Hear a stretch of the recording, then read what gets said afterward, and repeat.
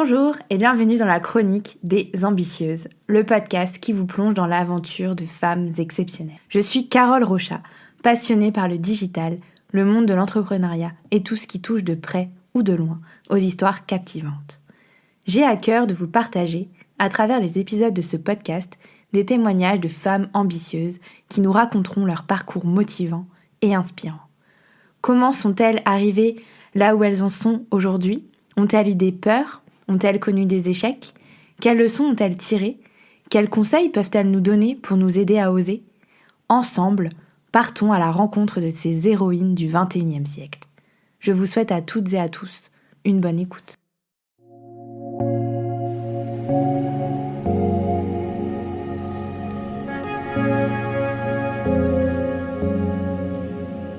Héloïse a 26 ans. Pendant le confinement, elle a une révélation et décide de tout plaquer pour se lancer et suivre sa passion. Elle crée alors son entreprise DCV Media, quitte sa région natale pour emménager à Paris et commencer sa nouvelle vie. Ado, elle gérait une page fan des One Direction sur Facebook avec plus de 80 000 abonnés. De là est née sa passion pour les réseaux sociaux. Créatrice de contenu, community manager, coach Instagram, Héloïse aide depuis 3 ans les femmes à développer leur business grâce à Instagram. Dans cet épisode, elle nous parlera de sa vie d'entrepreneuse en toute transparence. Elle nous racontera également 2 déceptions qu'elle a vécues et comment elle a su rebondir. Elle nous partagera la vie de ses rêves et comment elle met tout en place pour l'atteindre. À cœur ouvert, elle nous racontera comment la spiritualité lui a permis de s'écouter et vivre de sa passion. Un épisode pétillant, rempli d'énergie, un épisode en toute honnêteté et transparence que je vous invite à écouter pleinement. Bonne écoute. Bonjour Héloïse. Salut Carole.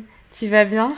Oui, et toi ? Oui, ça va. Bon, on va pas dire qu'on a eu des petits soucis techniques.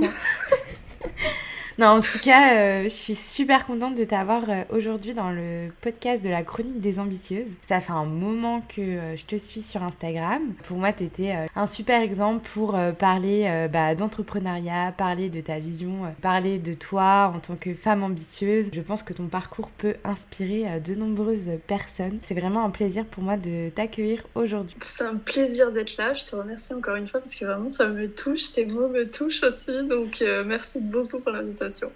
Avec plaisir parce que c'est complètement sincère. Pour commencer, est-ce que tu peux nous parler un peu de toi et de ton parcours ? Du coup, je m'appelle Héloïse, j'ai 26 ans. Déjà, ça passe extrêmement vite. Je suis entrepreneuse depuis 3 ans maintenant. Au mois de mars, ça faisait 3 ans. Je suis totalement autodidacte. Je le dis pas assez, mais il faut que je le dise parce que c'est ma force aujourd'hui. Je suis totalement autodidacte. Et en fait, j'ai lancé mon entreprise au tout début du confinement, en fait, en mars 2020, parce que je terminais mes études. Donc, j'ai fait des études, j'ai fait une sciences de l'éducation. J'étais censée finir CPE, voilà, ce qui n'est pas du tout le cas actuellement. En fait, confinement, je me suis dit, ok... Qu'est-ce que tu fais ? Est-ce que tu continues les études ou tu fais un truc qui te fait kiffer, quoi ? Je sais pas, je pense que ça bouleverse aussi plein de monde. Le confinement m'a tellement chamboulé ma vision des choses, ma vision de la vie, ma relation avec les autres. Et je me suis dit, ok, meuf, faut que tu fasses ce qui te fait vraiment kiffer tous les jours. Donc j'ai fait mes papiers pour l'URSSAF, parce qu'il faut faire les papiers d'abord. J'ai reçu mon numéro de tirette, je crois, en 2 semaines, même pas. Et j'avais l'impression que j'avais bâti un empire, quoi, alors que j'avais juste le numéro de tirette. J'adore. Puis tu sais, c'est un pas... Enfin, même si j'étais quand même dans la vie d'adulte parce que j'avais un job étudiant, etc. Mais là, genre, je me disais, waouh, tu fais un truc de fou, quoi, ton numéro de tirette. Et de là, en fait, j'étais rentrée chez mes parents parce que je faisais mes études à 1 heure de chez mes parents. Donc, pendant le confinement, je rentre chez mes parents, je reçois le numéro de tirette et je dis à mes parents, j'arrête les études, je finis ma licence pour avoir mon bac +3, petite sécurité parce que c'est les normes, c'est bien d'avoir des petits bagages. Et je monte mon entreprise et je pars à Paris. Parce qu'en fait, donc j'habite vers Saint-Étienne, c'est à 1 heure de Lyon. Et j'étais en relation à distance avec mon copain depuis 2 ans, qui lui habitait à Paris. Et du coup, je lui avais dit, c'est bon là, changement radical de vie, j'arrête les études, j'obtiens ma licence, je monte l'entreprise et je te rejoins. Donc vraiment, chamboulement total. Je sais pas ce qui s'est passé, c'est la première fois de ma vie où j'ai pas réfléchi à l'après, tu vois. Ouais, t'as vécu sur le moment même, tu t'es dit, vas-y, c'est maintenant, je fais tout ce que j'ai envie et sans me poser de questions, quoi. Ah mais totalement. Et je me suis dit, allez hop, on n'a qu'une vie. Et au final, 2 mois après, je disais à mon patron, parce qu'en même temps j'avais un job étudiant pendant le Covid, je lui avais dit, je pars et tout, faut que j'arrête mon contrat. Bon bah pas de souci. Je fais mes cartons. Mais c'est allé tellement vite et en même temps ça a pris tellement de temps, j'ai l'impression. Et 2 mois après, j'étais à Paris, enfin en région parisienne, bah, j'avais mon entreprise et je sais pas, je me suis sentie tellement accomplie. C'était la première fois de ma vie où je me sentais hyper accomplie, hyper alignée. J'aurais même pas de mots de comment expliquer comment je me suis réellement sentie, mais vraiment accomplie, alignée, ouais, je dirais. Ouais, t'étais là où tu devais être. Carrément. C'était fou. Parce que, si tu veux, j'avais fait des études, parce que si on m'avait dit que c'était bien de faire des études, qu'il fallait faire des études, pas s'arrêter au bac, et que au moment où je commençais mes études, je me disais, oui, il faut que j'ai un vrai métier, entre guillemets, tu vois. Mais le vrai métier, il est dans mon cœur, là, à ce moment-là, il n'est pas parce que on a dit que c'était bien d'avoir un métier. Et j'ai fait des études parce qu'aussi, c'était bien d'avoir un diplôme, d'avoir un diplôme, etc. Et que j'avais envie de mes parents, ma famille soient fiers de moi, tu vois. Au final, ces études, elles m'ont plus aidée personnellement, tu vois, que professionnellement. Mais après, dans l'entreprise, j'ai appris plein de choses grâce à mes études, tu vois. Typiquement, la relation aux autres, savoir bosser en groupe, tout ça. Donc, je tire pas un trait non plus sur cette licence-là. Non, ça t'a été bénéfique, ça t'a apporté des choses. Mais après, derrière, c'était pas vers le métier que tu voulais faire, quoi. Carrément. Mais du coup, ok, donc là, tu crées ton entreprise, on est en plein confinement, tu déménages à Paris. Comment tu décides ce que tu vas faire de ton entreprise? Alors, au début, en fait, je savais, si tu veux, j'ai toujours eu des blogs depuis que je suis gamine. Mais vraiment, dès que Skyblog est arrivé, c'est waouh, trop bien. Ah, je comprends. Donc j'avais eu plusieurs skyblogs, enfin Skyrock, parce que de base c'est Skyrock, mais bref, j'ai eu plusieurs blogs. Et en fait, à ce moment de ma vie, j'avais 14 ans, je crois. C'est quand les One Direction ont explosé. J'adore la ref. J'étais une fan, mais pour te dire, je sais pas si tu suivais un peu à cette époque-là.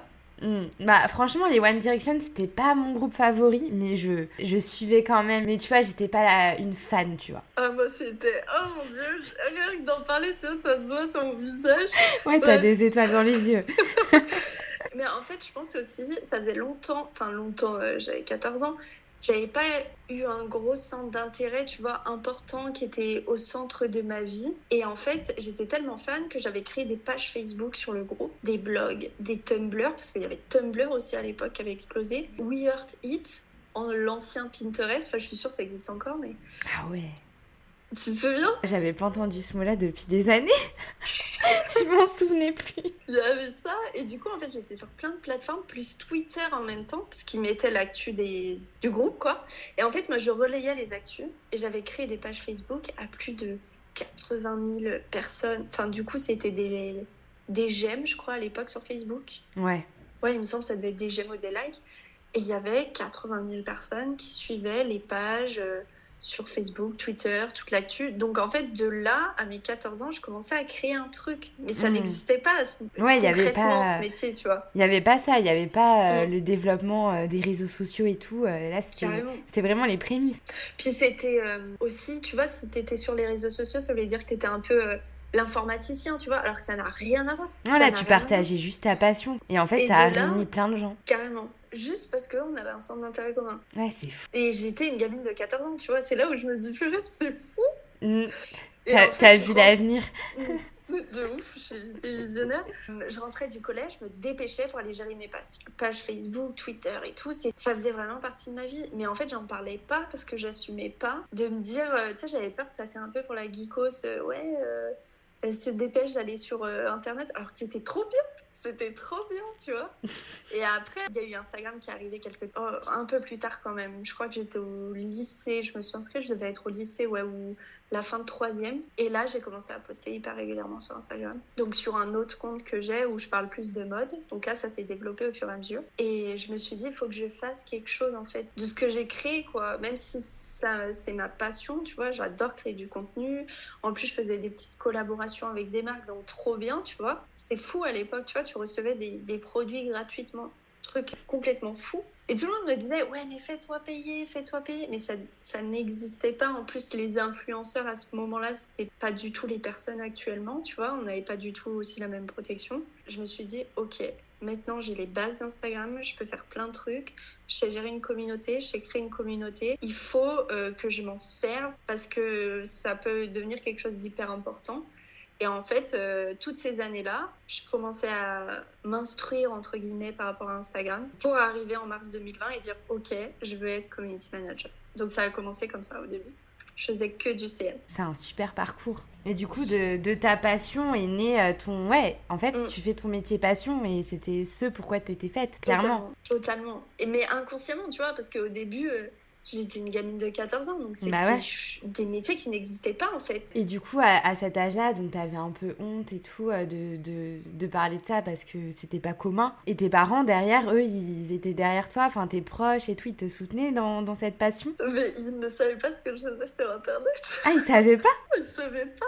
Ils savaient rien. Ma mère, elle savait juste que j'allais sur Internet. Mais même Facebook, je crois, elle était même pas au courant que j'avais Facebook, je le faisais en douce. Elle croyait que je jouais à jeux.com sur Internet, tu vois. Alors que derrière, non, t'avais 80 000 personnes que tu gérais, à qui tu parlais des One Direction. C'est fou. C'était... Ah ouais, j'étais business girl déjà à 14 ans, tu vois. Ah ouais, j'avoue. Bah franchement, t'aurais pu avoir ton numéro de tirette à 14 ans, hein. Trop mais bien. Ouais, personne n'était au courant. En fait, j'assumais pas aussi parce que c'était pas commun. Puis tu sais, j'étais la fan de... Tu vois, la fan d'un groupe, donc ça fait la groupie, alors que pas du tout, tu vois, c'était juste des infos, savoir où ils étaient, les dernières sorties, les dernières photos, c'était un peu en mode, maintenant on pourrait dire que c'était un peu un magazine People, tu vois, style fan 2 et tout ça, les trucs qui ont 20 ans du coup maintenant. Et du coup, donc aujourd'hui, t'es blogueuse, parce que t'as ton compte Instagram où tu fais de la création de contenu. Et tu es aussi donc entrepreneuse à ton compte. Comment elle est ta vie d'entrepreneuse aujourd'hui ? Très chargée.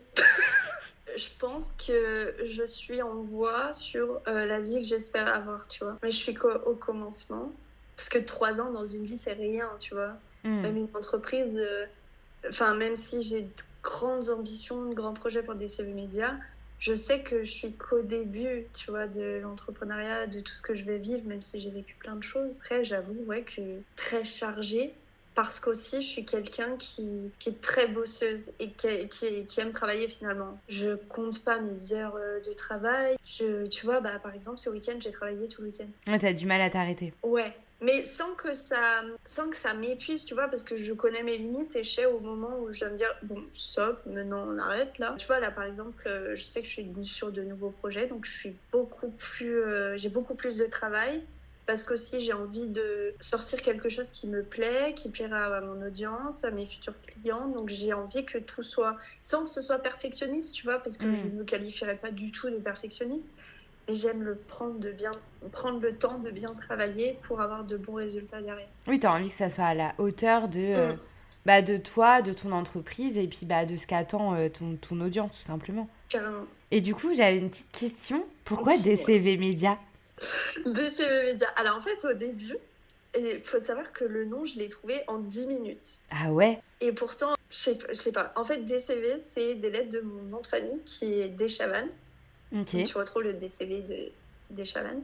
Et Média, en fait, je me suis toujours dit, faut que j'ai un nom derrière qui matche si l'entreprise, elle évolue, tu vois. Par exemple, grosse agence de communication à 360.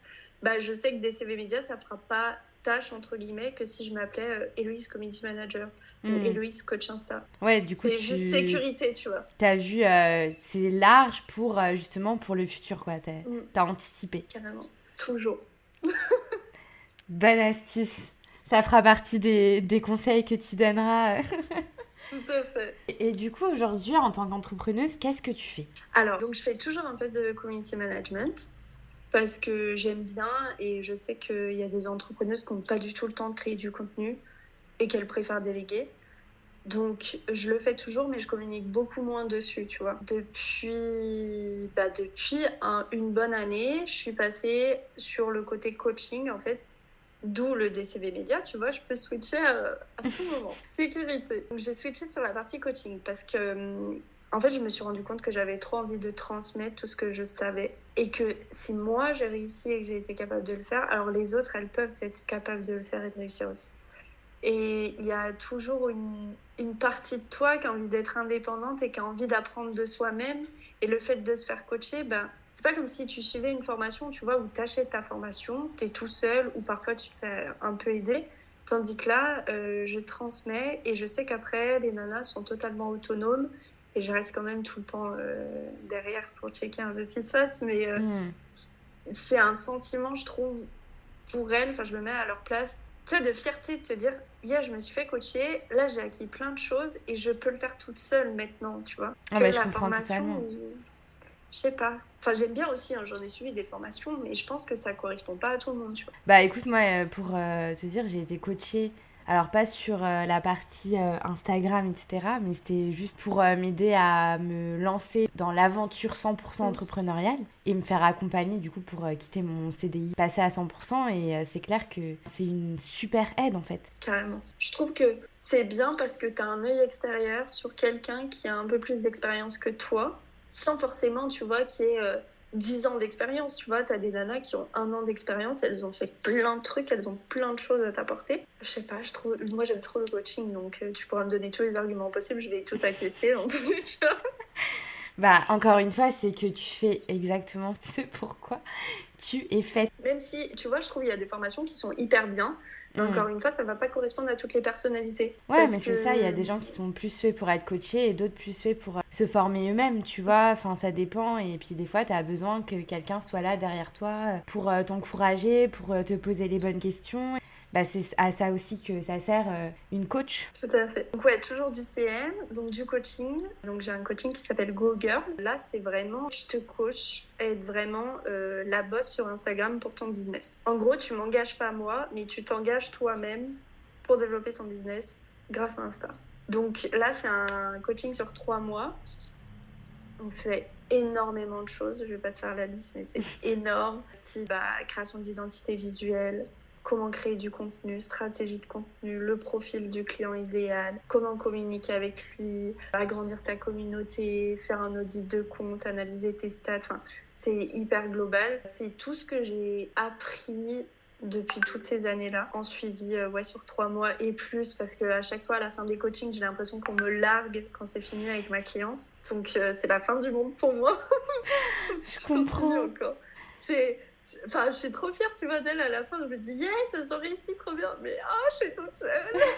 Non, mais je comprends, c'est quand même ton bébé, toi, que tu laisses s'envoler, quoi, quitter le nid. Que tu l'as aidé, tu l'as vu évoluer, et puis là, tu le laisses partir, quitter le nid. Ah non, c'est super chouette. Et du coup, moi, je voulais te demander à quoi ça ressemble une journée dans la vie d'Héloïse. Alors, en fait, moi, je suis grave du matin. Donc, tout ce que je peux faire le matin, je vais tout faire le matin, voilà. Mais à côté de ça, je suis une grosse dormeuse. En fait, c'est hyper contradictoire, je suis une grosse dormeuse. Donc, je vais me coucher tôt le soir, mais le matin, je vais me lever très tôt. Mais il me faut mes 9 heures de sommeil. Je suis un bébé en termes de sommeil. On va dire que je me lève entre une journée un peu mi-chargée, mi-pas chargée. On va dire que je me lève entre 6h, 6h30. Donc en vrai, ça va, tu vois, en soi, je bosserai dans une agence, je sais que je me lèverai à ces horaires-là. Mais on pourrait dire, tu bosses de chez toi, donc tu peux te lever beaucoup plus tard. Mais je sais que vu que je suis productive le matin, je préfère tout faire le matin que tout m'étaler, tu vois, sur la journée. Donc je me lève à 6h, 6h30. J'ouvre direct mon ordi pour en fait que mon cerveau, il ne réfléchisse pas. Et comme ça, je fais tous les trucs que j'aime pas faire, tu sais, ou que je vais remettre à chaque fois au lendemain ou me dire Ouais, vas-y, que je tu vas ferai plus tard. procrastiner. Donc je fais direct les trucs que j'aime pas et toutes les petites micro-tâches style vérifier que la newsletter est bien envoyée, des trucs comme ça, tu vois. Je fais ça, je mange en même temps. Après, à 9h, 9h30, je fais une pause parce que c'est hyper important de prendre des pauses. Franchement, c'est... On le redira c'est pas jamais assez, mais les pauses, c'est la vie. C'est ouf. Et là, je prends une bonne heure de pause pour faire une séance de sport parce que j'ai besoin de me défouler et vu que je bosse de la maison et je suis tout le temps assise, il faut que mon corps il se défoule.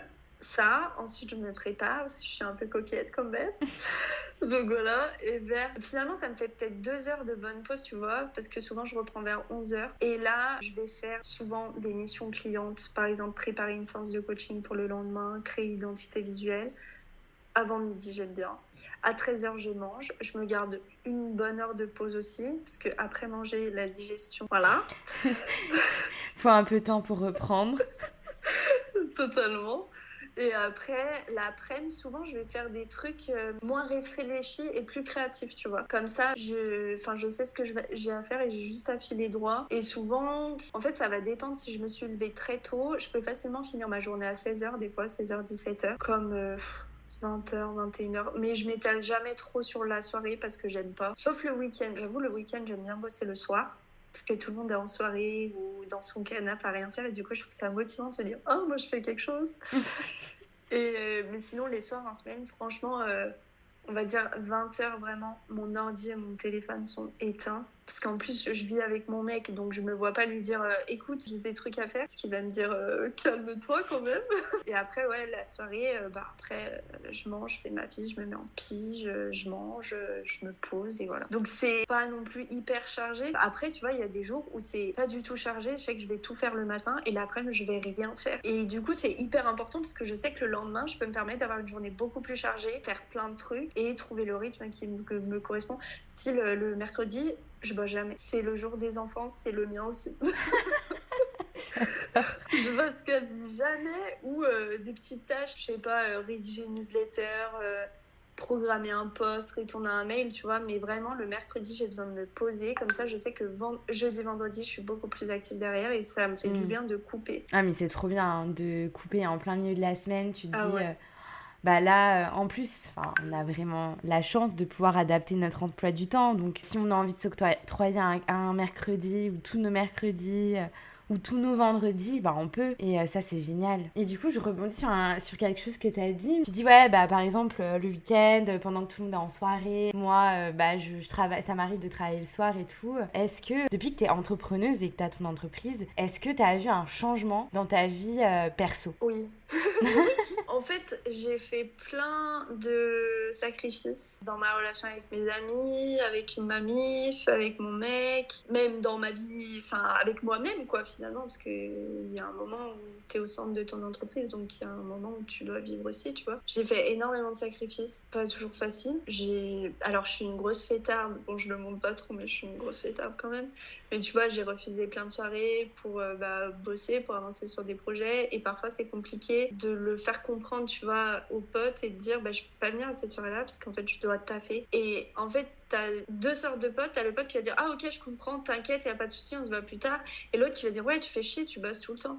Mais oui, mais en fait, si je travaille pas, moi, mon business, il doit tourner. Donc, il y a personne au-dessus de moi qui va me dire, c'est bon, t'inquiète, je vais le faire à ta place, tu vois. Ouais, c'est clair. Donc, ouais, ça a été parfois compliqué. Aussi, au niveau de la famille, je me rends compte, au début, quand j'ai dit que j'allais être auto-entrepreneur, mais ta sécurité financière, t'y as pensé? Et la retraite? Et si un jour tu veux des enfants, tu vas faire comment au niveau de l'argent? Mais foutez-moi la paix! Laissez-moi vivre, bordel! Ah, ça me rappelle un post que tu avais fait sur ton Insta. Ça avait fait beaucoup rire. Sur l'oncle là qui Oui, dit... l'oncle Michel, ou je sais plus. qui dit ouais mais t'as pensé si tu veux des enfants plus tard si t'auras assez d'argent je sais pas quoi et l'autre ah oui parce qu'un jour on m'a dit ouais mais je sais plus qui c'est qui m'avait dit si c'était dans ma famille ou mes amis pour te dire comme du coup ça fait du tri avec le temps on m'avait dit ouais mais du coup si tu gagnes que 1005 ça te convient enfin je sais pas t'es auto-entrepreneur tu devrais gagner plus. Bah oui, ça me convient. Enfin, même si je gagnais 800 balles, qu'est-ce que ça peut te faire? J'y suis bien, moi. Ah là Je là. râle pas le soir en rentrant que mon taf c'est de la merde, que je suis épuisée par Francine qui arrête pas de râler, tu vois. Mais oui, du coup, vie perso, forcément, ça a beaucoup d'impact. Après, j'ai de la chance d'avoir un cercle très restreint et qui comprennent, tu vois. Et souvent, j'ai des copines qui sont waouh, ma copine elle est entrepreneuse et je trouve ça trop mignon. Alors, du coup, je me rends pas trop compte parce que pour moi, c'est normal, tu vois. Et je suis autant fière d'elle quand elle signe leur CDI. Qu'elles gagnent bien à chaque fois. En plus, je suis horrible, mais à chaque fois qu'elles signent des CDI, je leur dis mais négociez vos tarifs, négociez votre salaire, c'est trop important. Négociez là vos contrats et tout. Et voilà, après j'ai de la chance, par exemple dans mon couple, mon copain est auto-entrepreneur aussi. Donc on se complète beaucoup, on s'élève beaucoup et le fait d'habiter ensemble, tout s'équilibre. On serait encore à distance ou pas du tout dans les mêmes apparts.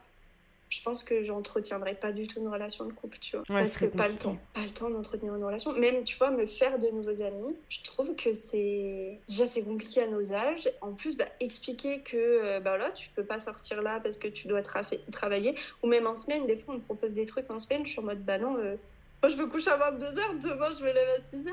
Oui, mais ça va, tu peux sortir. Bah non, parce que je peux pas, tu vois. Ouais, c'est pas facile, hein. Enfin, il y a certaines personnes qui comprennent et d'autres pas. Mais justement, ça permet aussi de voir qui te soutient et qui te comprend. Et du coup, forcément, au bout d'un moment, tes relations, elles évoluent. Carrément. Et puis même ton rythme de vie, enfin, c'est clair que quand t'es étudiant, on peut te permettre de te coucher à 3-4 heures du matin en pleine semaine. Mais c'est vrai que quand tu dois te lever le matin pour faire fonctionner ta boîte et que si personne se lève, il se passe rien. Du coup, tu dois faire des petites concessions quand même. Des concessions, ouais. Non, c'est vrai. Je pense que si t'en fais pas, si tu fais aucune concession, c'est qu'il y a anguille sous roche. Tu peux pas faire tourner un business si derrière tu fais pas de concessions. Pas forcément des sacrifices, tu vois. Moi, je sais que oui, j'en ai fait. Mais des concessions, j'en ai fait tout autant. Et je me dis, si tu fais pas de concessions, c'est peut-être qu'il y a un problème quelque part, tu vois. Ah c'est sûr. Enfin, ou alors que ton business, il fonctionne pas trop bien. Ou alors, je sais pas, que t'as gagné au loto et que du coup, t'as pas besoin vraiment de t'y mettre à fond, je sais pas. Et du coup, avec tout ce que t'as vécu là depuis ces dernières années, est-ce que t'as des leçons que tu pourrais nous partager aujourd'hui? La première chose, je dirais, c'est de se respecter soi-même et de respecter son entreprise. Parce que ça fait partie de mes valeurs et je trouve qu'il faut pas oublier que quand t'es à la tête d'une entreprise, surtout quand t'es toute seule, parce que t'as pas juste un petit business, tu vois, t'as vraiment une entreprise. Tu fais des papiers tous les mois, etc. Déjà, c'est à prendre conscience de ça.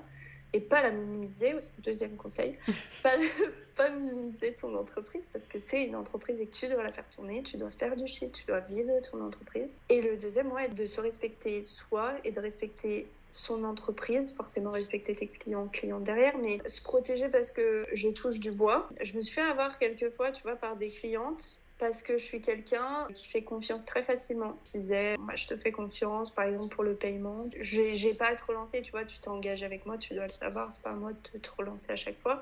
Plusieurs fois, je me suis fait avoir sur des non-paiements. Et en fait, je me suis rendu compte, c'est parce qu'on me prenait pas au sérieux, en fait. On me disait en mode, oui, mais t'es juste CM, tu me poses 2-3 photos sur mon compte, donc ça va, quoi. Bah non. Tu dois me régler, c'est mon travail, tu vois. Je vais payer mon loyer, je vais payer mes impôts, payer mes charges. Je dois pas attendre ton virement pendant 3 mois parce que t'as oublié ou que t'as pas de trésorerie, tu vois. Non, mais Aussi, c'est clair. avoir une trésorerie, c'est important. Ça, c'est clair. Très, très important. Surtout pour les impôts.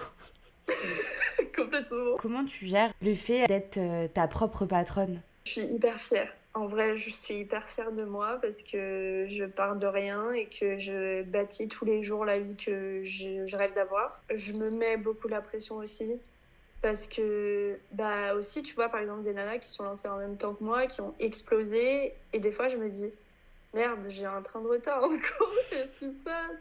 Qu'est-ce que j'ai pas fait correctement pour que cette nana elle explose et que moi je suis encore pas à la ramasse, mais que ce soit pas encore ça, tu vois. Donc oui, forcément tu te mets la pression, encore plus avec les réseaux sociaux, avec ce que tu vois sur les réseaux sociaux, sur les newsletters. Et ça, c'est quelque chose que tu vis pas si par exemple t'es dans le salariat, tu vois. Ouais. Parce que tu vas pas comparer ton collègue qui a les mêmes missions que toi, le même salaire que toi, parce que finalement tu te compares quand même, tu vois, encore plus avec les réseaux sociaux, avec la génération qu'on est maintenant, malheureusement. Surtout qu'on travaille avec et sur les réseaux sociaux. Enfin, ça fait partie de notre métier et du coup, forcément, ça te met encore plus, je dirais, une pression supplémentaire, tu vois, parce que t'as cette peur de pas être légitime dans ce que tu fais. Au début, ça me l'a fait.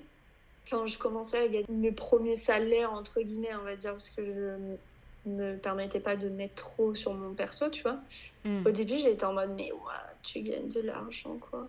C'était truc de ouf. Alors que je travaillais depuis que j'avais 15 ans. Donc, j'étais habituée, tu vois, à recevoir de l'argent par mes propres moyens. Là, j'étais en mode, tu te lèves tous les matins, tu fais de l'argent, alors que tu sais ce que tu fais, c'est bizarre, c'est quoi le truc? Il est où le problème? Non, mais c'est surtout que tu gagnes de l'argent grâce à toi-même, quoi. Mais t'en perds à cause de toi-même aussi. Aussi. Ça va dans les deux sens. Ouais, donc pression, quand même. Parce que voilà, tu te compares avec ce que tu vois sur les réseaux sociaux. Même si tu le fais inconsciemment. Tu vois, il y a plein de nanas, je suis pas du tout jalouse ou envieuse. Je suis plus en mode, s'il y a quelqu'un qui a réussi, ça m'inspire, tu vois. Mais des fois, il y a des comportements qui me dérangeaient, donc il y a des nanas que j'adorais sur Instagram, que j'ai unfollow. Parce que ça me mettait mal à l'aise, je me sentais comme une grosse merde des fois. Mais vraiment, j'étais au point de me dire, je suis hyper à l'aise avec l'argent, tu vois, quand tout le monde montre combien ils gagnent et tout, je trouve ça trop cool, tu vois, top, trop bien. Mais bizarrement, quand ils gagnent pas ce qu'ils veulent, on le voit beaucoup moins sur les réseaux sociaux, tu vois. Je trouve que parler de ces échecs, il y a très peu d'entrepreneurs qui le font, alors que justement, c'est des leçons à en tirer et ça peut encore plus inspirer les gens de se dire, bon bah, moi j'ai foiré mon premier produit digital ou j'ai foiré, je sais pas, un e-book, une formation, tu vois. Non, mais c'est clair, il y a un manque. Enfin, moi, je l'ai ressenti énormément et en fait, ça m'a aussi un peu. Enfin, ça m'a frustrée, entre guillemets, dans le sens où je me suis dit, mais pourquoi en fait on dit pas la vérité tout simplement? Genre, ok, c'est trop bien quand tout va bien, mais en fait, l'entrepreneuriat, c'est des hauts, mais c'est des bas aussi. Enfin, ça peut arriver. Tu peux avoir un mois où tu fais 0 € de chiffre d'affaires, tu vois, ça Ouais. peut arriver. Mais c'est pas grave, tu vois, tu peux rebondir et tout. Mais si on me dit tout le temps, bah non, tu peux faire 10K de chiffre d'affaires tous les mois, etc., bah en fait, c'est faux et tu vends du rêve alors que derrière, c'est pas la réalité, quoi. Totalement. Pour le coup, genre, en 3 ans, j'ai vécu des débats où j'étais en mode comment je vais faire pour payer mon loyer, tu vois. J'étais en mode je vais lancer un mime de mes yep, c'est bon. Tu vois, genre, j'étais vraiment à ce point-là à me dire qu'est-ce qu'on fait? Est-ce qu'on fait un mime pied? Comme ça, c'est bon, c'est réglé, un petit lien PayPal. Ouais, des fois où il y a eu des mois où c'était hyper compliqué. En région parisienne, déjà, j'ai un loyer, ça me rend folle de payer autant. Je me disais, mais qu'est-ce qu'on fait? Genre, j'ai fait 100 balles, tu vois, plus l'URSSAF derrière qui taxe le truc, plus tous tes logiciels sur l'ordi qui des fois sont payants, ton téléphone, toutes tes charges perso à côté, et t'es en mode, ok. Et du coup, faut rebondir, quoi. Et on fait comment? Là, ça Tu tombe vois, bien que tu parles de ça. Non, mais c'est top. Enfin, mais en vrai, justement, c'est ce que je voulais. Du coup, je rebondis sur ce que tu racontes. Mais est-ce que c'est quoi ton plus gros échec aujourd'hui? Je dirais peut-être là au mois de janvier, j'avais sorti une masterclass en ligne. Tu veux, j'avais. C'est horrible, vraiment, horrible. Donc, j'ai une copine qui me dit, ouais, j'ai un stage à faire de fin d'année, je peux venir dans ton entreprise, j'ai trop envie, blablabla. Je suis pas, yes, vas-y. En plus, le caractère de ma pote était hyper complémentaire avec le mien et encore plus déterminé. Donc, je me suis dit, ça va me rebooster, tu vois. C'est trop bien que ça tombe à pic ce moment. Donc, je la prends en stage et ça a facilité aussi la tâche puisqu'on était amis, tu vois, le contact aussi. Même si maintenant, je sais que je travaillerai pas avec des amis. Business avec les amis, ça a plus d'avance. Mais bon, il y a des gens, ça fonctionne très bien. Moi, j'aurais du mal. Et donc, si tu veux, dans le cadre de son stage, elle devait créer un projet. Je lui explique que j'ai envie de faire des masterclass payantes tous les mois ou 2 mois à petit prix pour entre 40 et 60 € sur un thème principal sur Instagram. Ok, nickel, hyper partante. Donc on monte le truc, tout le projet. Depuis octobre-novembre, ouais, on bossait dessus. Le projet sort en janvier. Mon mec fait de la vidéo, donc il a du matos de ouf. On tourne un réel quali de ouf. On fait des photos quali, campagne emailing. J'en parle sur Instagram. On crée un compte spécial justement pour la masterclass, parce que le projet c'était qu'on fasse des masterclass régulièrement. J'achète même Podia à 50 balles par mois là. Ça m'a rendu folle, Podia. C'est hyper bien, mais qu'est-ce que c'est cher, purée. J'ai trouvé ça cher pour ce que j'en avais fait. Mais sinon, en vrai, tu veux mettre une formation en ligne, Podia est très bien. J'avais mis Stripe et tout. Tous les logiciels, enfin, tous les Tous trucs les auxquels on pense outils. pas, tu vois. Ouais, t'avais tout mis en place, quoi. Tout était nickel. Nickel. Et là, on commence à faire le lancement, tu vois. Donc, on le fait sur une semaine. Et en fait, j'ai trop peur qu'on me porte l'œil. Donc, quand j'ai des projets, j'en parle jamais avant. Parce que ça m'est arrivé une fois, si, deuxième échec il y a quelques années. Mais je t'expliquerai après si tu veux. Et en fait, le lancement. On avait même prévu de faire un concours pour remporter un audit. Parce que, si tu veux, en gros, j'apprenais dans la masterclass à optimiser ton compte Instagram, la bio, les stories à la une. Vraiment, la base, c'était pour 50 €, 2 heures de masterclass. En plus, après, tu avais accès au replay. Donc vraiment, même niveau tarif, tu vois, j'étais bien, j'étais trop contente. On avait créé tout un univers, c'était trop cool, tu vois. Même ma copine Gwen était trop contente. Et là, on fait le concours. Donc on avait 2 gagnantes. Donc je le dis à Gwen, je dis bon voilà, yes, on a 2 gagnantes. Trop bien, au moins pendant la masterclass, on est 4, quoi. Et en fait, aucune vente. Une vente, je te dis une bêtise, une vente. On s'est retrouvés à 6. Ouais, je crois 6 ou 7. pendant la masterclass. C'était un mélange d'excitation et j'avais la haine contre moi de pas comprendre ce qui avait pas fonctionné, de me dire merde, je me suis investie parce que je suis quelqu'un d'hyper entier, hein. Je fais un truc, je le fais à 2000%, sinon je le fais pas du tout. Donc j'avais donné toute mon âme là pendant 6 mois pour qu'il y ait rien derrière. Le projet n'a pas continué, tu vois, on n'a pas mieux sorti une masterclass derrière, enfin pas du tout en fait. Et j'étais au bout de ma vie. Et du coup maintenant j'ai trop peur de sortir des produits comme ça. Parce que je me dis, ça se trouve, ça va pas fonctionner, tu vois, je vais pas vendre. Ouais, mais tu vois, justement, c'est ce qu'il faut se dire, c'est que là, après, c'était un premier essai. Et puis voilà, tu vois, un premier essai, bah, tu sais jamais trop comment ça va prendre. Tu testes, et puis après, t'adaptes. Ça veut pas dire que tu feras plus jamais de masterclass de ta vie. C'est juste que, bah ouais, t'as vécu une déception parce que t'as mis toute ton âme, toute ton énergie, comme t'as dit, dans ton projet. Et derrière, t'as pas eu autant de retours que t'attendais. Mais au fond, les 6 personnes qui étaient présentes à la masterclass, elles ont kiffé, non? Oh oui, j'ai eu que des bons retours. Mais tu vois, ça m'a fait le même sentiment que t'es en flirt avec un mec pendant 6 mois. Et tu vois, dernier date, tu dis, c'est bon, on va conclure, on va être officiellement en couple. Et là, le mec, il dit, je suis pas prêt. C'est exactement la même chose. J'étais là en mode, j'étais trop fière parce qu'on avait fait un truc de ouf, tu vois. On avait charbonné vraiment, on a charbonné de ouf. Mais j'étais hyper déçue de me dire, mais Ouais, merde, t'étais quoi. frustrée, quoi. Ouais. Non, mais quand j'y repense, en fait, je me dis plus, c'était il y a quelques mois, hein, tu vois, on est au mois de Ouais, mai, mais je me c'était souviens janvier, de... février, En vrai, mars, moi avril, j'avais vu 4 toute mois. ta campagne de masterclass et j'avais trouvé ça trop stylé. D'un œil extérieur, quand j'avais vu ta masterclass, les visuels, la vidéo, tu vois, tu sentais l'énergie dans tes contenus, quoi. Enfin, ça donnait envie. Mais après, voilà, des fois tu peux pas savoir. Ouais, carrément. Non, non, mais on verra à l'avenir s'il y a d'autres choses qui sortent et que je me serais enlevé ça, mais... Ouais, après, forcément, t'as un peu peur, tu vois, de te dire, merde, ça a foiré. Ouais, ça fait peur, mais après, tu vois, tu te dis, ok, c'était un premier essai. La prochaine fois, bah, je ferai peut-être différemment. Tu testes, et puis un jour, bah, tu trouves la bonne formule, la bonne recette, et puis, bah, bim, tu fais des masterclass et t'as, je sais pas, 10 000 personnes qui t'écoutent. Le goal, un peu, quand même. Je pense que c'est une question de temps aussi. Oui, je pense aussi. Parce que tu vois, niveau stratégique, on était en place quand même, tu vois. On répondait aussi à un besoin parce qu'on me le demandait. Tu vois, c'est pas comme si j'arrivais en mode je vous pond un truc, je vous le vends, je ne connais pas du tout vos besoins. Donc c'était encore plus frustrant de se dire, en fait, il y a quelques mois, on me demandait comment le faire et que maintenant, soit c'est parce que c'est payant et encore c'était un petit prix, tu vois. Parce que moi, j'ai suivi des masterclass juste pour 2 heures où tu payais 200 € pour en ressortir aussi vite que quand tu étais arrivé. Donc, c'était ça aussi le but de proposer à mes clientes l'accès à mon expertise à petit prix, en durée limitée, du coup, en 2 heures. Bref. Écoute, c'est passé maintenant, et ça t'a appris quelque chose, et puis bah justement la prochaine fois, tu feras peut-être mieux ou différemment, et t'auras probablement d'autres résultats. Mais du coup, tu m'as parlé d'un deuxième, allez, on va pas dire échec, une deuxième déception ou leçon. Je dirais plus déception, leçon. Bah, il y a 1 an et demi, je crois. Non, il y a 2 ans, je te dis une bêtise, il y a 2 ans. Donc, j'avais envie de sortir une formation justement pour se lancer sur Instagram. Mais vraiment avoir les bases sur Instagram, sans parler d'identité visuelle, quoi que ce soit, vraiment les bases, tu vois. Donc, poster un post sur Instagram, mettre en ligne les stories, faire sa bio, etc. J'avais bossé dessus, vraiment sans la stratégie. Un tiers de mon coaching actuellement que je propose. J'avais tout écrit sur papier, j'en avais parlé vite fait sur Instagram. Tout était prêt si tu veux, j'avais juste aucune notion sur comment héberger la formation, comment communiquer dessus, etc. J'avais aucune notion là-dessus, donc j'avais un peu peur dans quoi je rentrais. Et là, en fait, j'avais commencé à en parler un peu sur Instagram. Donc il y avait des gens qui s'attendaient à ce que je sorte un produit. Donc trop contente parce que je me disais, yes, le jour où j'en parle, on va acheter, tu vois. Parce que si le but c'est de vendre, quoi.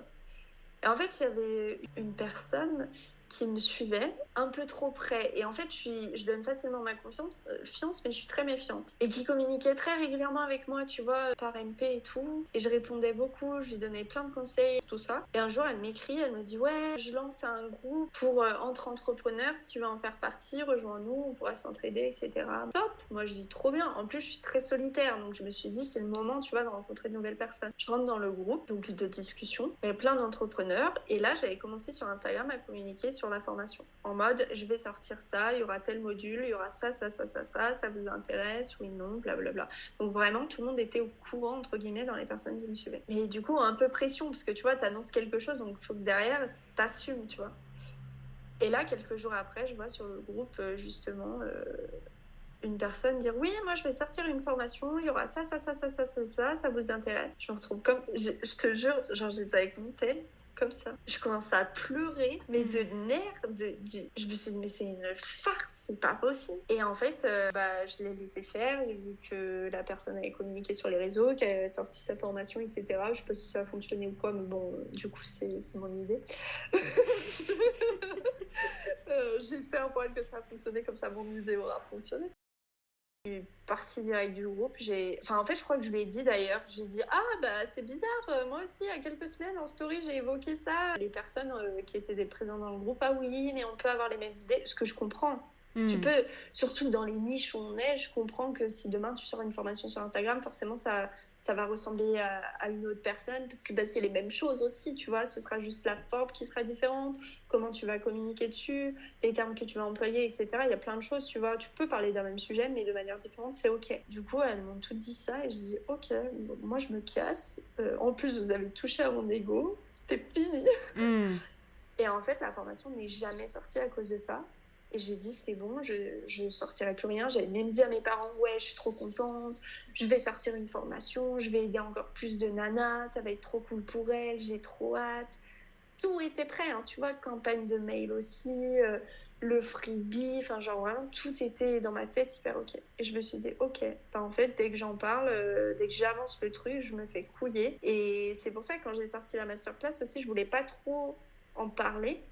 Au début, tu vois, pas trop montrer ce qui se passait parce que je me suis dit, ça se trouve, on va me couper l'herbe sous le pied encore, je vais encore me faire avoir et j'ai pas envie, tu vois. Bah, je te comprends. Moi, j'ai un peu ce côté un peu superstition aussi. Genre, j'aime pas dire sur quoi je travaille, j'aime pas parler de mes projets et tout. Genre, moins j'en dis, mieux je me porte parce que je me dis, mais si jamais, j'arrive pas à le faire, bah, au moins personne le saura. Et puis, de deux, bah, si je le fais, tant mieux et ce sera une surprise et j'aurai pas quelqu'un qui va essayer de me passer devant, tu vois, Ouais. genre...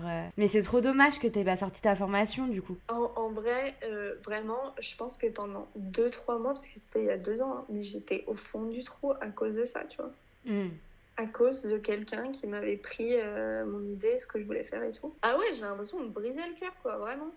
Je me disais merde, parce que du coup, c'est la première fois aussi où je faisais confiance à quelqu'un qui était entrepreneur aussi, donc je trouvais ça cool, tu vois. Et je me dis, bah, en fait, je peux plus sortir de formation ou de projet digital parce que derrière, j'ai peur qu'on me le vole. Et en deuxième, j'ai plus envie de faire confiance aux personnes que je rencontre sur Instagram, mais en même temps, on dit oui, soyez sociaux sur les réseaux sociaux, là-haut. J'ai pas envie, on me prend mes idées. Qu'est-ce que vous voulez, je sont sociales. Ah, mais je Laissez-moi comprends. dans mon trou. Tu sais, on dit toujours derrière un échec, on a toujours une leçon qu'on apprend. Qu'est-ce que tu en retires de ces expériences et quels conseils tu pourrais donner du coup à entrepreneuses comme toi, comme moi dans l'entrepreneuriat et qui vivent un peu les mêmes aventures que nous? Je dirais qu'il faut quand même tenter les choses parce que c'est que comme ça que tu vas apprendre, tu vois. Si tu tentes rien, tu vas rien faire, tu n'auras rien à tirer. Et du coup, c'est pas enrichissant. Enfin, après, moi, je sais que j'ai envie que ce soit riche, tu vois, que le soir, quand je me couche, c'était trop cool. Tu vois, ce que j'ai fait, j'ai appris plein de choses. Donc après, t'as des gens qui aiment que ce soit très tranquille. Mais testez absolument tout ce qu'il y a à tester. Trompez-vous, vraiment. Et arrêtez de croire qu'un échec, c'est naze et que tout est fini. Non, au contraire, tu vois, c'est une leçon à en tirer. Derrière, tu peux plus rebondir, mieux faire. Et encore une fois, c'est pas parce qu'on t'a pris une idée que tu peux pas refaire mieux. Au contraire, là, si je sors une formation, ce sera 1000 fois mieux. Enfin, c'est même sûr. Mais Tout voilà, est ouais, écrit, hein. Moi, je dis, si tu l'as pas sorti, c'est pas pour rien. C'est que ça devait pas être sorti. C'est qu'il y a quelque chose de mieux derrière qui t'attend. certainement. Je n'en dirai pas plus. Là, on va revenir un peu sur des notes, des petites ondes positives quand même. Est-ce que tu as un moment inoubliable dans ta vie d'entrepreneuse? Oui, mais j'ai plein de trucs. En fait, je dirais tout le temps mes expériences avec mes clientes avec qui ça s'est bien passé. Parce que ce soit en CM ou en coaching, je me lie toujours un peu d'amitié, tu vois, même si c'est une relation pro, il y a un moment, il y a des nanas avec qui le feeling passe et tu peux pas dire non, non, on va pas être amis, voilà. Vraiment, ça, et la relation avec elles, quand c'est plus souvent en coaching, mais tu vois, quand elles me parlent de leur vie personnelle et qu'elles me font confiance. Et ça, je suis tellement reconnaissante parce que elles me confient, tu vois, des fois une partie de leur vie perso, ce pourquoi elles en sont là aujourd'hui. Des fois, c'est pas toujours très drôle, des fois, c'est hyper inspirant. Et je me dis, il faut avoir du cran aussi pour confier des histoires pareilles. Bah, elles te font Voilà. confiance. Ouais, voilà, En fait, c'est tellement riche que je pourrais pas te citer un truc, tu vois, en particulier. Chaque accompagnement t'apporte ce que tu as envie, ce que tu rêvais pour toi et pour ton entreprise. C'est que chaque moment, au final, est important et inoubliable, entre guillemets, pour toi, parce que c'est grâce à ça, grâce à elle, que, que oui. t'en es là aujourd'hui aussi. Hein. Il n'y aurait pas de clientes pour toi comme pour moi, comme pour d'autres. Ton entreprise serait pas viable. Et je sais pas, je trouve ça beau aussi. Souvent, on dit oui, les gens dans le médical, ils devraient être mieux payés, ils sauvent des vies et tout. Mais il y a d'autres métiers où parfois on sauve des vies. Et c'est pas forcément dans le médical ni dans le psychologique.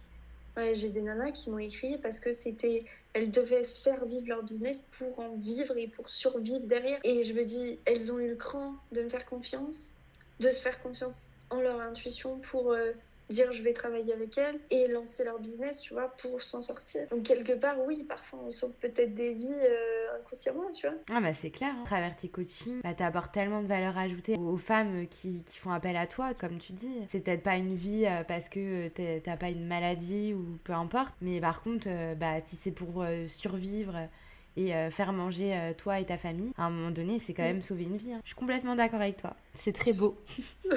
Et du coup, toi, tu travailles essentiellement avec des femmes ? Ouais, en fait, j'ai toujours été entourée déjà de femmes hyper inspirantes, tu vois, dans ma vie.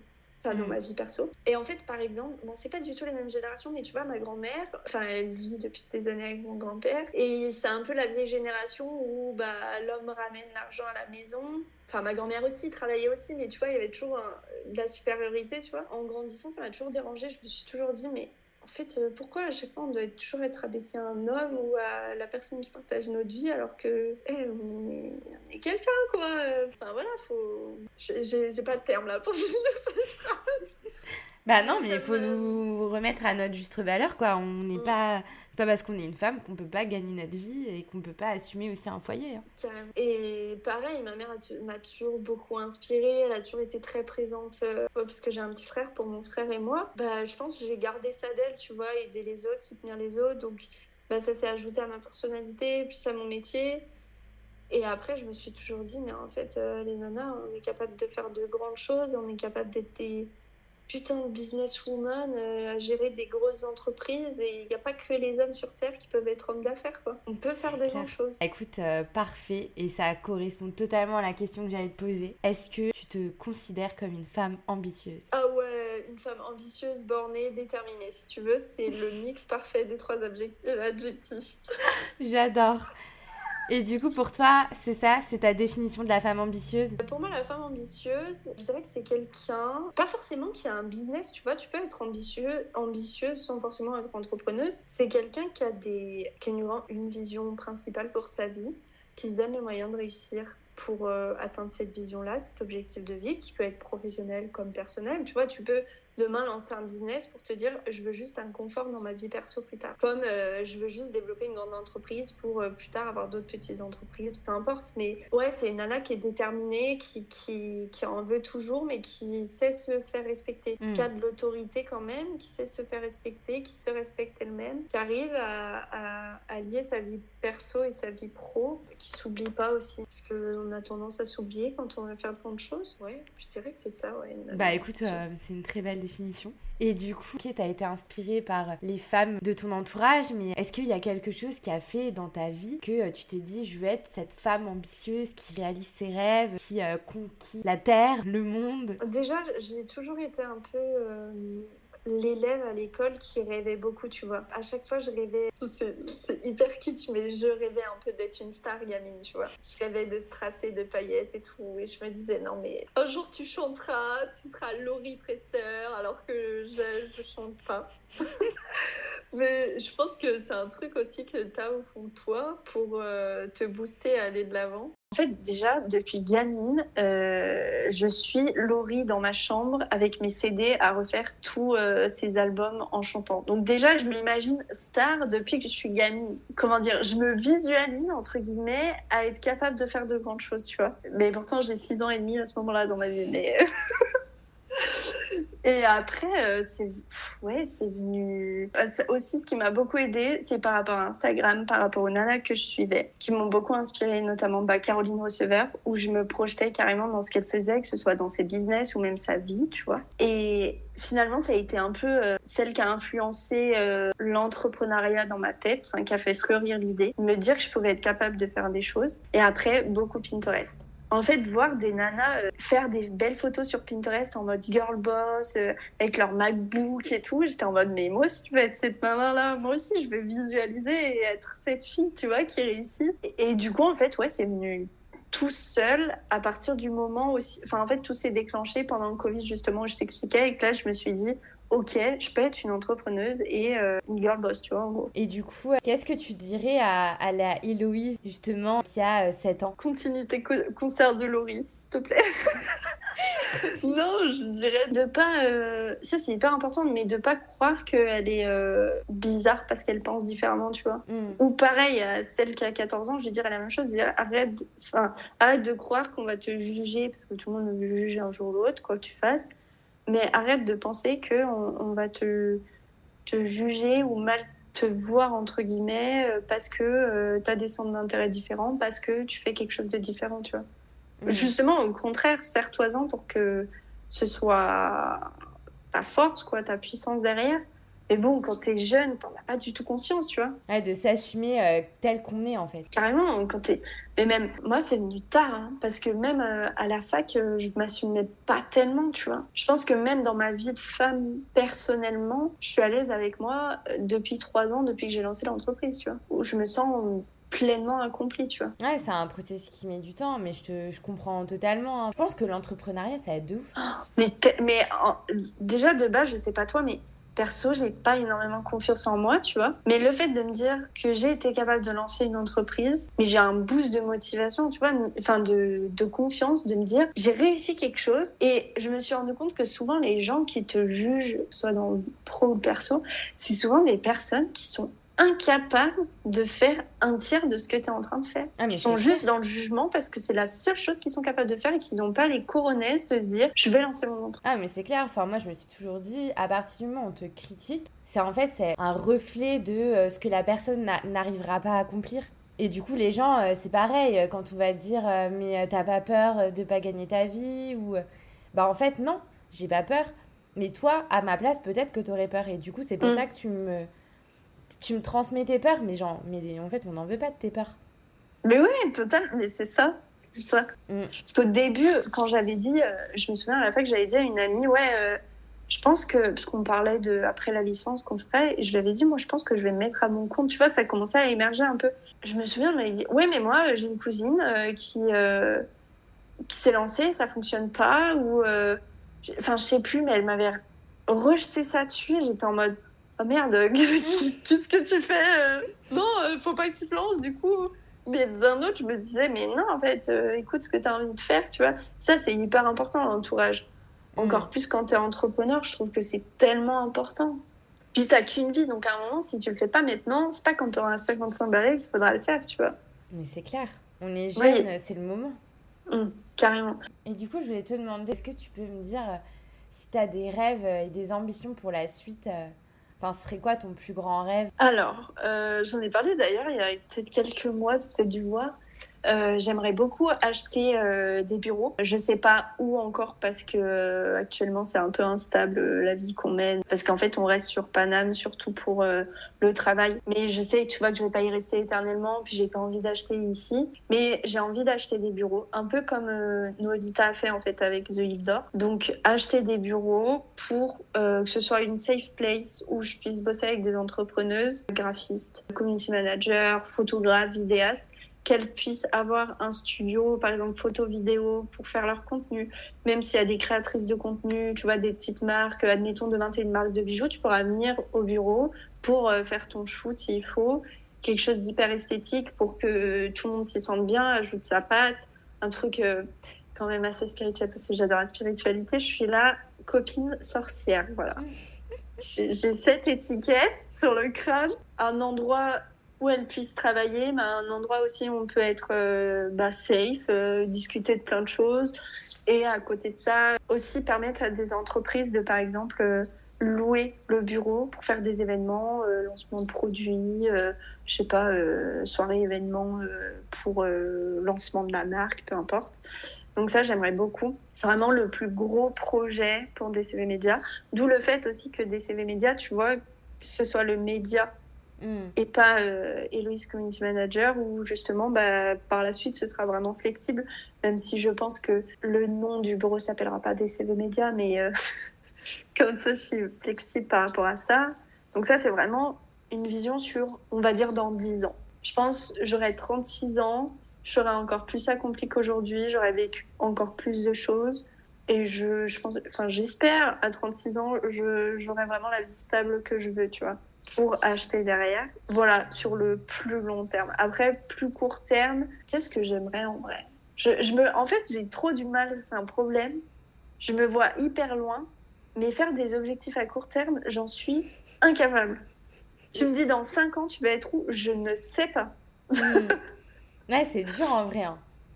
C'est dur. Sauf si, tu vois, t'as des... Par exemple, tu vois, je pourrais me dire, je vais acheter un bureau, donc il faut que j'ai plein de petits objectifs à... Je ne sais pas. Je veux acheter un bureau, c'est tout.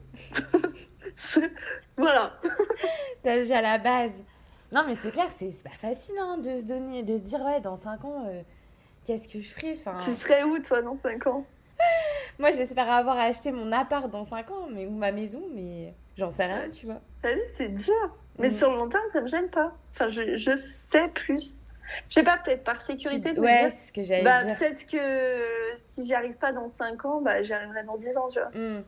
Ouais, je pense que, tu vois, le 10 ans, le côté 10 ans, tu te dis, ça me laisse une marge. Parce que 5 ans, en final, ça passe vite. Hein. Ouais, et ça se trouve, tu les auras dans 5 ans, tes bureaux, même. Ça se trouve dans 2 ans, 3 ans. On sait pas. Non, parce que au vu de la vie, tu vois, là, qu'on a, c'est totalement instable pour me dire que j'aurai des bureaux si près, entre guillemets, dans le temps. Non, en tout cas, c'est un bel objectif. Tu veux pas les installer à Nantes, tes bureaux? Non, en vrai, ma vie de rêve, c'est vraiment acheter une maison avec un chien au bord de la mer et avec mes bureaux à côté. Et là, j'aurais accompli ma vie, vraiment. Ah écoute, ta vie de rêve ressemble un peu à la mienne. Hein. La maison, bon, pas le chien.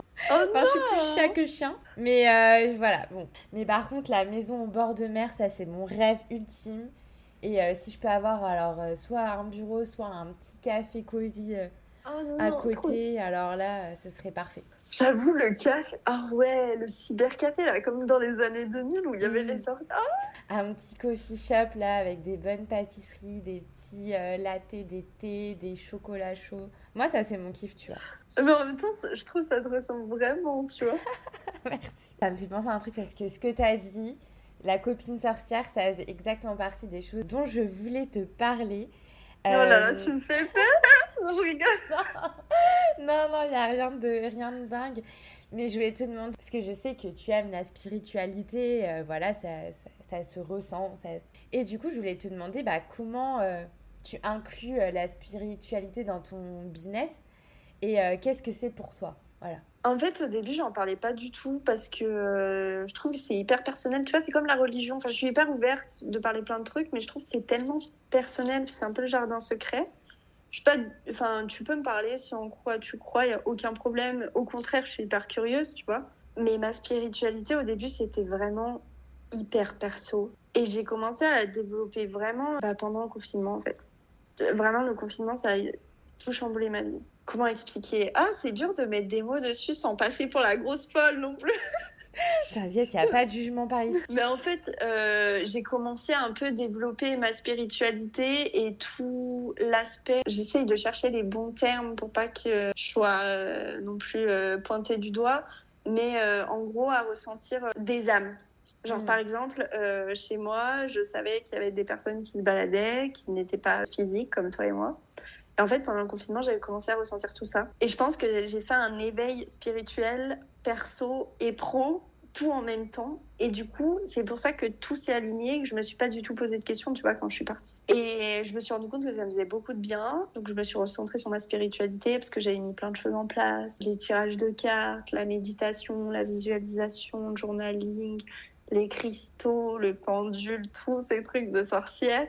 C'était vraiment un truc où je me sentais hyper bien et vraiment dans ma bulle, je me sentais protégée. Et ça m'a aidé aussi à développer mon intuition, tu vois. Mon intuition, elle est hyper importante dans mon travail. Et ça, pareil, ça a pris une grosse place. Ça fait pas partie de mon business, tu vois. Par exemple, mon intuition, je vais un peu l'utiliser avec certaines de mes clientes, mais je vais jamais, par exemple, leur tirer les cartes ou faire le pendule avec elles parce que je trouve que c'est propre à chacun. Je préfère le faire en physique aussi, tu vois. Je le fais à des copines parce que je sais qu'elles sont en présence avec moi physiquement. Je dirais que ça m'a beaucoup aidé à prendre des décisions parce que j'ai appris à suivre mon intuition. Et du coup, tout ce qui est, pas sorcellerie, mais tous les petits trucs un peu comme ça m'a aidé à me connaître mieux et à savoir ce que je voulais et où je voulais aller. C'est très brouillon cette réponse, tu m'excuseras. Non, non, non, c'est... Bah, moi, je comprends. Écouter son intuition, c'est hyper important, mais savoir comment l'interpréter, la ressentir, tu ressens. Des fois, tu te dis, ouais, bah, je sais pas, genre, je me sens pas bien, mais pourquoi? Est-ce que c'est positif? Est-ce que c'est négatif? Enfin, et est-ce que t'as un exemple pas trop perso à nous partager? Typiquement, intuition, si j'ai un appel découverte et qu'à la fin, je me sens vidée énergétiquement et que je peux rien faire, je sais que c'est une personne avec qui je pourrais pas travailler. Et par la suite, je vais dire, c'est pas possible. Parce que les coachings, c'est quand même assez épuisant, tu vois, tu donnes du temps, tu prends du temps et je suis quand même une grosse éponge émotionnelle aussi. Et je sais que, tu vois, direct en appel découverte, si je sens qu'avec la personne, elle me bouffe trop d'énergie, je sais que ça va pas être possible. Même si ça peut être un gros contrat, je pourrais me dire, bah vas-y, je vais le prendre quand même. Mais j'ai pas envie de mettre en péril, tu vois, ma santé derrière, parce que je sais que ça va me prendre trop de temps. Et après, dans la vie perso, bah après, comme je te disais, je ressens vachement les énergies dans la pièce. Typiquement, je vais aller dans des endroits, il y a des fois, je peux pas rentrer dans les pièces tellement c'est trop lourd. Dans l'ancien appart avec mon copain, je savais que j'étais mal à l'aise parce que je savais qu'il y avait quelque chose qui se passait, qu'il y avait un truc. Du coup, je me sentais très mal. Mais par contre, ça m'a beaucoup aidée parce que, en fait, je l'ai rejoint dans son appartement. Il vivait dans un 18 mètres carrés. On était deux. C'était invivable. En plus, on a refait un confinement ensemble. C'était invivable. Expérience 0/10. Aucune recommandation à faire. Ne faites pas un confinement avec votre moitié. C'est pas possible. Et en fait, je m'étais dit, à la fin, je pouvais plus me voir cet appart parce qu'en plus, on bossait tous les deux de la maison. Mon copain avait repris son rythme de travail normal après le Covid parce qu'il bossait de nuit. Donc du coup, on avait des rythmes pas du tout adaptés. Et en fait, j'avais visualisé le fait qu'il fallait qu'on trouve un appartement ailleurs avec une chambre. Et l'appartement dans lequel je suis aujourd'hui, je l'ai totalement visualisé. Et c'est là où je me dis, je suis sûre, les énergies, ça existe réellement.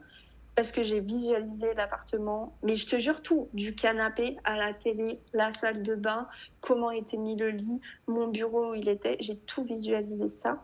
Et en fait, plus je méditais et je pensais et je visualisais, je me disais, on va avoir cet appart, il sera comme ça, configuré comme ça. Un jour, je vais sur non, c'était PAP, je vois juste la cuisine en photo. Je dis à mon mec, c'est ça que j'ai pensé pendant des mois, c'est lui et tout, viens, on y va. Et au début, j'étais pas trop pour, tu vois, parce qu'il ne tentait pas trop, mais je me suis dit, je l'ai tellement pensé, et puis on sait la galère pour trouver un appart en région parisienne, c'est la merde. Et on fait la visite de l'appart. J'ai dit au proprio, yeux dans les yeux, on est deux auto-entrepreneurs, on galère à trouver un appart, on n'a pas des salaires fixes chaque mois. Mais je vous assure, on peut régler le loyer sans souci. Et en fait, le proprio a dit, il n'y a pas de souci, vous êtes honnête, moi ça me convient, donc vous pouvez régler le loyer, il n'y a aucun problème. Et en fait, je me suis rendu compte aussi que plus tu es honnête dans tes énergies, ce que tu ressens, plus on te le rend correctement. Et on a signé, on a visité l'appartement le mercredi, je crois, et le samedi, on avait les... J'adore. Mais vraiment, et tout est énergie, en fait. Plus tu vas penser comme ça, plus te dire que tu peux attirer des bonnes choses pour toi, plus tu vas les attirer. Bon, tu dis pas, je veux 3 000 €, je vais les avoir, tu vois. Ouais, non, mais c'est clair. Non, non, mais moi, je te comprends. Enfin, moi, pour moi, les énergies, c'est un truc de ouf. Et tu vois, ton histoire d'appartement, ça me fait penser à mon histoire d'appartement. mon Ah appart ouais? là. Alors c'était une copine à moi qui le louait. Et la première fois que je suis allée chez elle, je lui ai dit mais ton appart c'est l'appart que je veux en fait. Je veux ton appart, genre loue-le moi quoi. Et puis à l'époque elle le louait, moi j'habitais dans un autre appart. À chaque fois que je venais la voir, je disais bon alors t'as pas prévu de partir? Quand est-ce que je peux avoir ton appart? Et puis un jour elle me dit viens on va boire un verre. Elle me fait bon bah voilà, dans 3 mois je pars de l'appart, j'ai acheté un appart. Je dis oh là là mais il me faut ton appart, c'est pas possible. Ouais. Et ça faisait des mois en plus que je cherchais un appart pour déménager. Et je trouvais pas.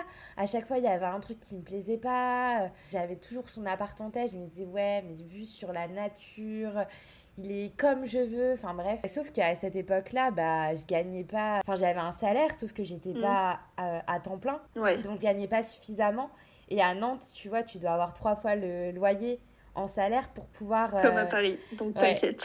pour pouvoir payer enfin pour pouvoir avoir l'appart. Et du coup j'ai mis toutes les chances de mon côté. Elle m'a mis en contact avec le proprio, enfin l'agence.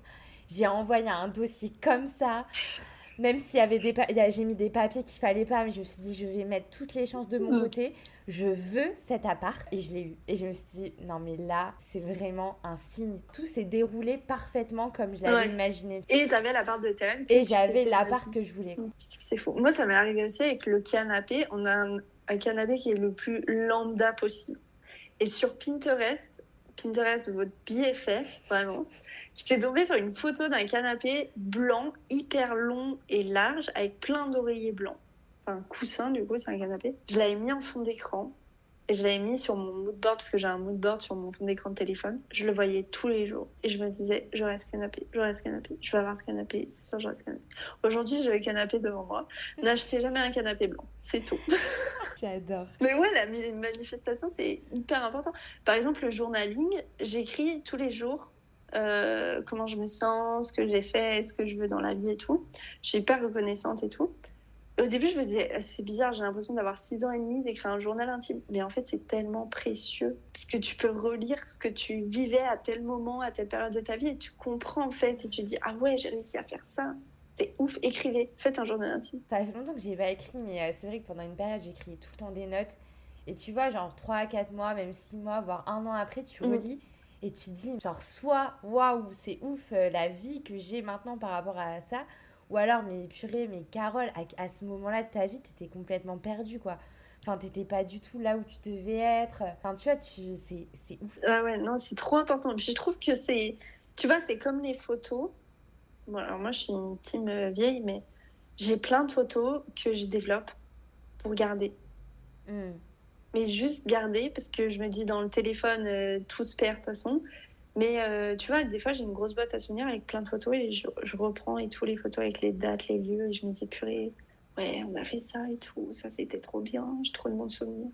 C'est trop important, ce genre de truc matériel, entre guillemets, mais c'est des souvenirs hyper importants, précieux à garder. Ah ouais, je suis complètement d'accord. Tu vois, moi, j'adore les cartes postales. Ah non, c'est trop chou. J'en ai plein. Ma mère, elle part en vacances, elle m'envoie des cartes postales. Juste pour écrire les vacances, c'est trop bien, gros bisous.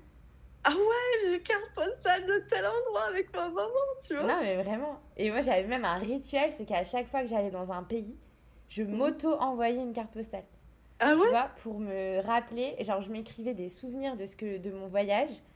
Et je me l'envoyais et après genre je la recevais et je relisais et je me disais oh, mais oui trop bien. Et tu sais dès quelques temps après tu relis la carte et tu dis waouh c'était vrai, j'avais fait ci, j'avais rencontré telle personne et tout. C'est trop bien. Il y a un site internet pour faire ça, mais tu t'envoies une lettre à toi-même, enfin un mail à toi-même, tu te rédiges un mail. Je crois que tu peux choisir quand est-ce que tu veux le recevoir, style dans 5, 10 ans et tout. Et après, tu le reçois sur ta boîte mail. Je pense que ça doit être trop bien à faire. Ça, c'est trop cool. Voilà, petit exercice de développement personnel. On parle. Écoute, on va arriver à la fin quand même du podcast, que sinon on va enregistrer un film, hein, plus un podcast. Ouais. J'ai des petites... ça laisse, on va partir dans les petites questions un peu plus perso rapide et tout. Ok. Donc la première chose que je vais te demander, c'est est-ce que tu as un objet dont tu peux pas te séparer? Oh purée, tu me poses une colle. Ah, je dirais j'ai deux choses. Je suis incapable de sortir chez moi sans mes bijoux. Je suis pas du tout, je m'en fous d'être démaquillée, pas coiffée, pas douchée. J'avoue, des fois, je suis sortie non douchée de chez moi pour faire des courses. Mais je peux pas sortir sans mes bijoux. J'ai l'impression qu'il me manque quelque chose et j'ai l'impression que ça me protège. Et deuxième chose, bon, c'est un peu plus intime, mais bon, j'ai une photo de mon papy qui est décédé il y a des années maintenant, que j'ai tout le temps partout où que j'aille sur moi, tout le temps. J'ai une photo de nous deux dans mon portefeuille et tout le temps, ça me porte tout le temps bonheur. J'allais à l'école, enfin à l'école du coup, collège, lycée, fac, j'avais toujours la photo de nous deux dans mon portefeuille tout le temps. Voilà, mes bijoux et la photo, c'est tout. Tu vois, la photo, hyper important. Trop beau, j'avoue. Là, ça, c'est... Je comprends. Sinon, est-ce que tu as une citation favorite, un mantra? Bah tiens, on parlait des énergies. Je vais pas te faire la citation en anglais parce que j'ai un anglais pourri, parce que je trouve qu'il y a des si vrais en français. En gros, c'est les énergies, elles viennent où tes intentions sont. Energy flows where intentions goes. Voilà, et je trouve que c'est si vrai que plus tu poses des intentions sur des choses que tu souhaites, sur ton ambition par exemple, tu vois, et plus tu vas y croire, plus les énergies vont se mettre en place, plus l'univers va te le rendre pour y arriver. Mais évidemment, ça n'arrive pas comme ça, il faudra mettre forcément des choses en place avant, mais je trouve qu'elle est vraiment très très vraie. Et quand je suis tombée dessus, je me suis dit, ça fait 3 ans que vraiment, dès que je me suis lancée, je me suis dit, oh, je suis tombée sur cette citation sur Pinterest et je l'ai enregistrée direct. Je me suis dit, ok, ça va m'aider de ouf. Et après, dès que j'ai compris tout ce qui a suivi, je me suis dit que c'était si vrai. Ah, mais c'est clair, hein, bah, croire en soi, de toute façon, je dirais, c'est la base de tout. Totalement. Et croire en ses rêves. Ouais. On dirait une citation de Disney, là. De ouf. Est-ce que tu as un lieu où tu te sens bien? Alors, j'ai pas beaucoup voyagé. Bon, alors, forcément, je vais dire ça. Il y a des gens qui vont dire, elle a trop de la chance. Et il y en a, ils vont dire, ah, mais moi, j'ai voyagé, j'ai fait 220 continents. Il y a un lieu sur Terre jusqu'à présent que j'ai visité 2 fois et sur lequel vraiment je me suis jamais autant sentie apaisée. C'est Ibiza. Je sais pas si tu es déjà allée. Non, jamais. Et ben franchement, fonce. D'un point de vue énergétique, il y a beaucoup de choses qui se passent là-bas et c'est fou. Et les 2 fois où j'y suis allée, je sais pas, je me sentais à ma place. J'avais l'impression que je parlais espagnol alors que je suis arrivée la première fois. Non mais anecdote perso, j'arrive à Ibiza avec mon mec. Je parle pas un mot d'espagnol, hein, mais vraiment aucun. J'ai fait LV1 allemand, donc rien à voir. Le mec du taxi me tend mon sac et je lui dis ah grazie mille. Et mon mec m'a regardé, il me dit « T'es con ?» Je dis « Ben quoi, c'est pas ça ?» Ben non. Ah non. Donc pour te dire, bref. Donc ouais, Ibiza. Et chez mes parents aussi. Ils ont une maison dans laquelle je me sens hyper bien. J'ai pas de regret, tu vois, d'être partie, mais je me sens tellement apaisée là-bas aussi, voilà. Je comprends. Est-ce que t'as une série qui te ressemble ou qui t'inspire, que tu kiffes et que tu as envie de nous partager? Qui me ressemble, j'en sais rien. En vrai, déjà, je suis pas très team film. Parce que j'ai l'impression, tu vois, tu regardes un film 2 heures et après, hop, c'est fini. Tu vois, je sais pas, ça, j'aime pas. Je suis plus série, mais même les séries, c'est pas des trucs que je vais regarder qui vont m'inspirer. Tu vois, typiquement, ma série favorite, c'est Stranger Things. Donc, qui n'a rien à voir avec quelque chose de motivant ou voilà. Et mon top 3, c'est Stranger Things, Viking et Prison Break. Donc, ça n'a rien à voir. 3 univers complètement différents. Donc non, là, je vais pas mieux t'aider. Les recommandations 10 sur 10, mon top 3, voilà. Ok, bah écoute, on va rester sur le top 3, c'est parfait.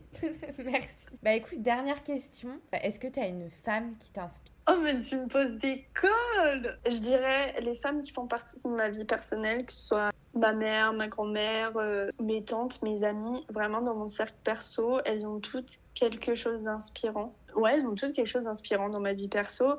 Après, dans les personnes plus connues, bah, comme je te disais, Caroline Receveur, Nolita, que j'aime beaucoup. J'aime aussi beaucoup Gaël Garcia Diaz, surtout sa manière de communiquer, tout son marketing, et elle aussi qui est hyper ambitieuse et j'aime beaucoup. Mais ouais, ça part aussi des fans de ma vie. Parfait. Bah écoute, Voilà. merci beaucoup. Merci à toi. Je crois que j'en ai fini pour toutes mes questions. Je crois que t'as beaucoup avancé là. Je viens de voir l'heure. Ça va être un beau et long podcast, je pense, mais très intéressant et hyper passionnant. C'était vraiment trop sympa d'échanger avec toi. Ça m'a fait trop plaisir. Donc, merci beaucoup. Merci à toi. Vraiment, encore une fois, merci. Merci du fond du cœur. Je suis hyper contente d'avoir pu discuter avec toi, d'avoir pu être là. Vraiment, j'ai pas de mots. C'était trop bien. J'ai envie de parler encore une heure en plus. Moi aussi, j'ai envie de continuer là. J'ai trop de choses à parler avec toi. Non, mais en tout cas, c'était vraiment trop cool et merci de t'être livré, de t'être confié, de nous avoir partagé tout ça parce que franchement, c'est hyper enrichissant, c'est hyper inspirant et je pense que ça va inspirer plein d'autres personnes qui vont écouter ce podcast. Donc, merci beaucoup. Merci à toi, Caroline.